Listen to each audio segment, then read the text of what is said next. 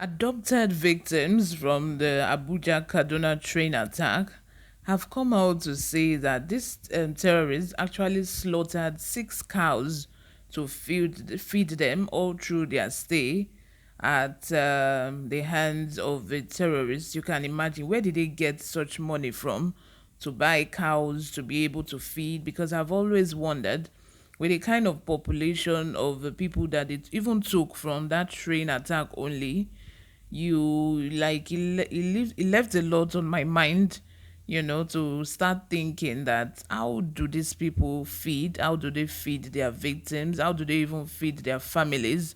It must be a very big camp where they stay, so there must be a way that they would, there must actually be someone backing them and financing them.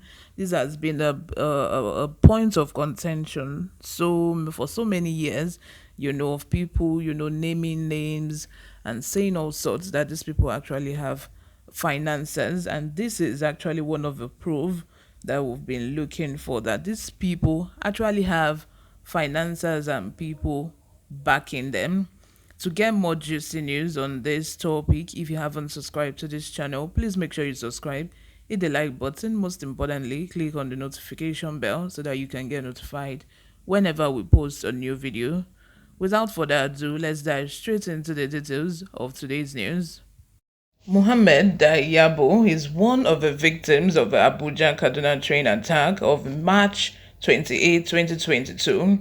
Dayabo, whose pregnant wife was earlier released by the terrorists, also regained freedom together with 6 others last Saturday. He narrates his experience in the captivity. Here are excerpts from the interview. The interviewer asks, "How does it feel to be free?"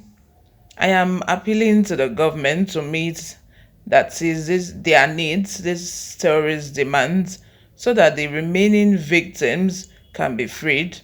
The most worrisome part is the fate of the remaining people left in the bush.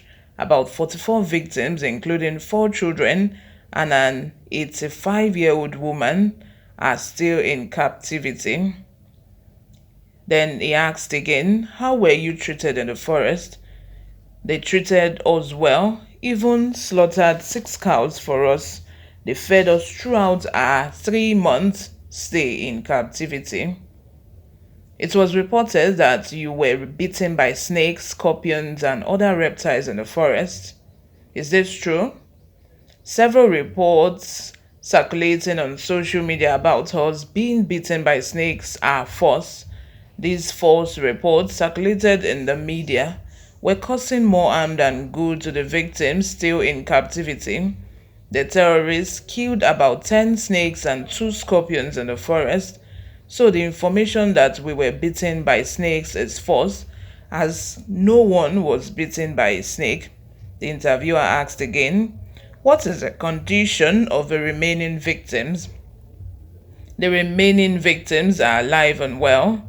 My mother, who is battling high blood pressure, almost collapsed when she heard that we were being bitten by snakes." Again, "But it was reported that one victim was shot in his leg. One of the captives was shot in an accidental discharge by one of the captor's children who was playing with a gun. The bullet brushed one of us on the stomach, but thank God it did not go through. Our doctors were very worried when the incident happened and they apologized for it." Again, he was asked, "Were you bitten by the terrorists while in captivity?" "After my release, I heard many stories which were not true. Being in captivity is not something you will wish for your enemy. Immediately we were captured, our captors untied us and kept telling us that their issue are not with us, but with the government. They took care of us. They did not beat, harm, or maltreat us, and in the 100 days that I spent there, they slaughtered 6 cows for us to feed." Again, he was asked, "Those who fell ill in the forest, who took care of them?" "When we were sick, they did their best to provide drugs, and what I will never forget is what they did for my pregnant wife. by setting her free. This shows that they have pity in their hearts. Now, here is it. From the interview and from everything I just read, you can tell like vividly that these people didn't mean to hurt these people that they captured, and they did not actually harm them in any way. Especially with the way this man talked about the terrorists, it was, if anything, this man was even, grateful that they released his wife. He even said that this shows that they have pity in their hearts, and these terrorists even made it a point to actually tell them that we do not have any bone to pick with you guys. The only people we have problem with is the government, you know. And this brings to question the fact that are these people really the terrorists that we've been talking about? Because even from the negotiation process, he also made mention that the snake bites and everything that the negotiator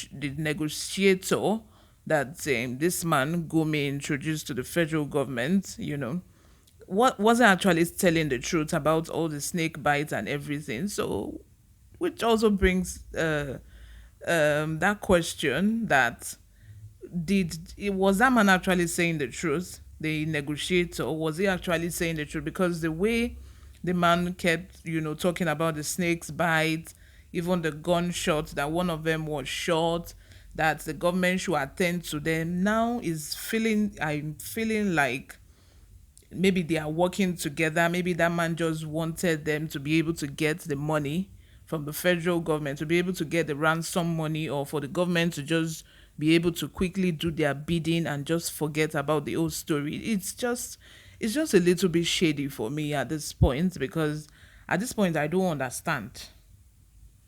Lastly, are these the actual terrorists that has been raging war in the northern part of Nigeria? Because right now we cannot even tell, if we cannot tell apart who is the terrorist and who is the bandit. Bandits are also kidnapping, terrorists are also kidnapping and threatening people.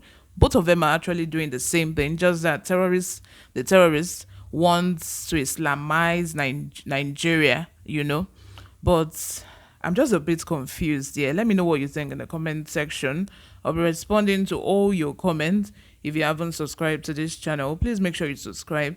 I'll see you in my next video. Bye for now.